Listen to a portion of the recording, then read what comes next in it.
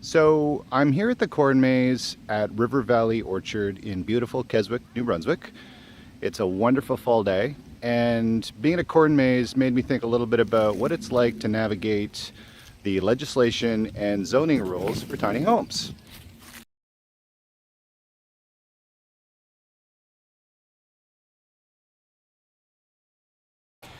So you want to adopt a minimalist lifestyle, you want to be sustainable, you want to focus on what's important. The tiny home movement is a great way to adopt a lot of those values. And for us, that means a tiny house on wheels. So the next question is, where do you put it?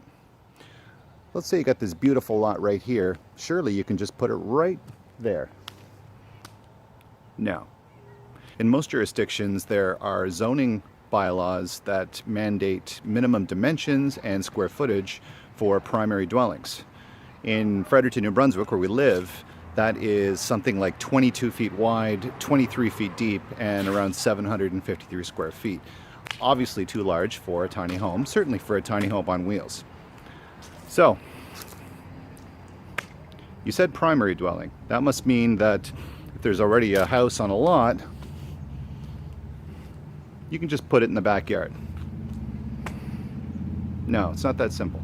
Now, here in Fredericton, there are some allowances for secondary dwellings on lots that are already occupied by a primary dwelling, but those would include things like garden homes and what they call in-law suites. And those don't have to be attached, but right now the requirements for those secondary dwellings do not allow for a tiny home or a tiny home on wheels.